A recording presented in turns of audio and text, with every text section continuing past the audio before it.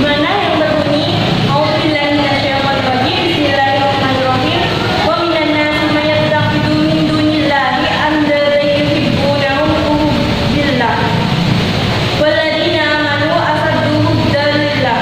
Walau yarau ladzina zalamu idh yarawna al'adzab annahu quwwata lillahi hami'an wa anna Allaha shadidul 'adzab. Yang artinya itu, dan di antara manusia ada orang yang menyembah Tuhan selain Allah sebagai tandingan, yang mereka cintai seperti mencintai Allah. Adapun orang-orang yang beriman sangat besar cintanya kepada Allah.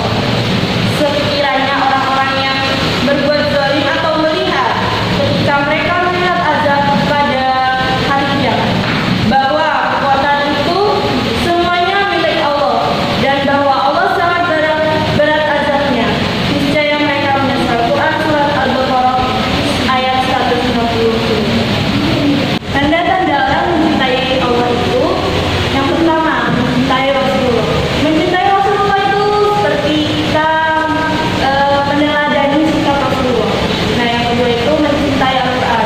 Mencintai Al-Quran di mana seperti kita tahmid, baca Al-Quran setiap hari. Nah, itu. Yang ketiga itu ada menjauhi perbuatan dosa. Contohnya itu seperti kita menjauhi maksiat, terus tidak minum keras, alkohol, terus kita pokoknya kita tuh tidak melakukan apa yang dilarang sama Allah. Nah, itu udah menandakan cinta kepada Allah. Nah, yang ketiga itu ada mendahulukan perkara yang dicintai Allah Subhanahu wa Ta'ala. Nah, yang terakhir itu tidak gentar menghadapi hinaan. Maksudnya tidak gentar menghadapi hinaan di sini seperti contohnya seperti kita dihina sama orang lain, tapi kita tuh menerimanya, tidak membalasnya, tidak, pokoknya kita meskipun dihina, tapi kita menerima gitu, tidak, ya pokoknya itulah menerima, tidak menyakiti orang yang menghina kita. Cara meningkatkan cinta kepada Allah yaitu mendalami, mempelajari sebuah pelajaran agama tentang agama Islam. Seperti contohnya kayak tidak mudah, tidak harus mudah, tapi kita harus meneladani seperti ngaji, membaca hadis-hadisnya, membaca kitab, belajar kitab gitu. Itu udah meningkatkan cara cinta. Nah, sekian dari materi kami dan seterusnya akan dilanjut oleh selanjutnya teman saya. Baik, saya akan menjelaskan tentang pengertian dan dalil khauf. Secara etimologis, khauf adalah khawatir, takut, dan tidak merasa aman. Pada hakikatnya, khauf adalah kerisauan hati mengenai sesuatu yang akan terjadi di masa yang akan datang. Sifat khauf atau takut kepada Allah adalah sifat seorang yang bertakwa dan sekaligus bukti iman kepada Allah Subhanahu wa Ta'ala. Adanya sifat khauf ini akan menjadi benteng seorang hamba agar tidak mempunyai sifat takabur dan tetap rendah hati. Takut kepada Allah merupakan bukti bahwa seorang hamba mengenal Allah.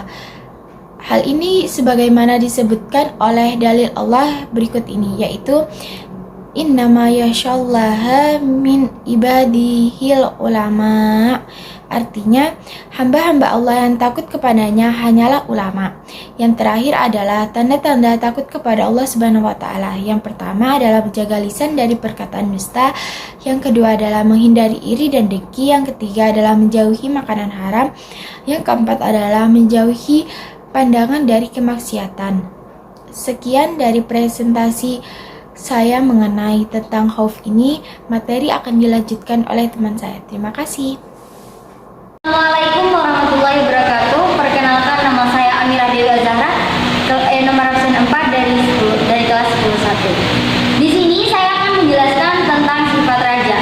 Secara etimologis, sifat raja ini berarti tidak putus asa. Kebalikan dari sifat raja adalah putus asa dari rahmat Allah Subhanahu wa Ta'ala. Sifat raja dibarengi dengan amal-amal soleh untuk meraih kebahagiaan di akhirat nanti.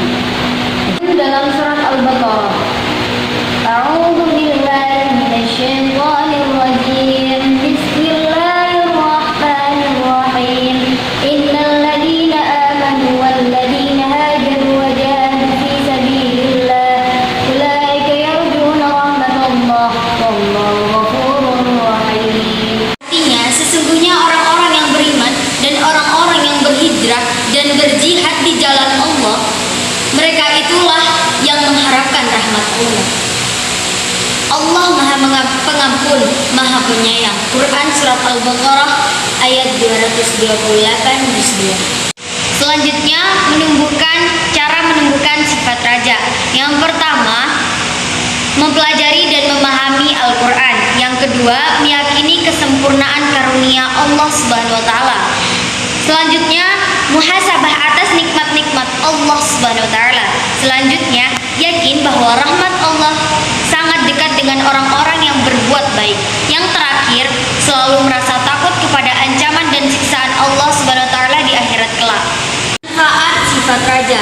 Yang pertama, ada merasa nikmat dalam beribadah kepada Allah Subhanahu wa Ta'ala. Yang kedua, menumbuhkan sifat optimis. Yang ketiga, semangat dalam ketaatan kepada Allah Subhanahu wa Ta'ala. Yang terakhir, tenang dalam menghadapi kesulitan. Baik, sekian, terima kasih, dan materi selanjutnya akan dilanjutkan oleh teman saya. Assalamualaikum warahmatullahi wabarakatuh. Secara bahasa tawakal berarti memasrahkan, memanggungkan sesuatu, mewakilkan atau menyerahkan. Sedangkan secara istilah, tawakal artinya menyerahkan segala permasalahan kepada Allah Subhanahu wa Ta'ala. Seseorang yang bertawakal adalah seseorang yang mewakilkan atau menyerahkan hasil usahanya kepada Allah Subhanahu wa Ta'ala. Sifat ini merupakan bentuk kepasrahan kepadanya sebagai zat yang maha kuasa atas segala sesuatu. Tidak ada rasa sedih dan kecewa atas keputusan diberikannya. Seseorang yang menerapkan sikap tawakal akan memiliki keyakinan bahwa tidak ada satupun amal kebaikan yang sia-sia. Assalamualaikum warahmatullahi wabarakatuh. Saya Azam Mengidi, nomor absen 6. Di sini akan menjelaskan tentang pengertian tawakal kepada Allah Subhanahu wa Ta'ala. Oke, yang pertama ini adalah pengertian tawakal. Secara bahasa, tawakal berarti memasrahkan diri, menanggungkan sesuatu, dan mewakilkan atau menyerahkan semuanya kepada Allah Subhanahu wa Ta'ala. Sedangkan secara istilah, tawakal artinya menyerahkan segala permasalahannya hanya kepada Allah Subhanahu wa Ta'ala. Seseorang yang bertawakal kepada Allah Subhanahu wa Ta'ala adalah seseorang yang mewakilkan atau menyerahkan hasil usahanya hanya kepada Allah Subhanahu wa Ta'ala. Sifat ini merupakan bentuk kepasrahan kepadanya sebagai zat yang maha kuasa segala sesuatu. Seseorang yang menerapkan sikap tawakal akan memiliki keyakinan bahwa tidak ada satupun amal kebaikan yang sia-sia. Allah berfirman dalam surat Al-Imran ayat 159 yang berbunyi, A'udzubillahi minasyaitonir rajim. Bismillahirrahmanirrahim. Fa idza azamta fatawakkal 'ala Allah. Innallaha yuhibbul muttaqin.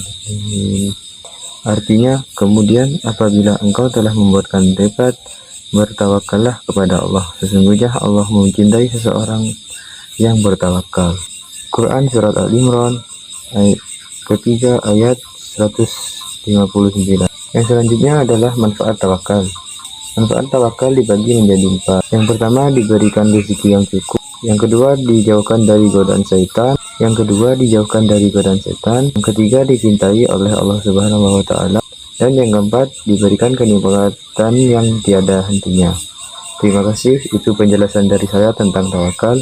Wassalamualaikum warahmatullahi wabarakatuh.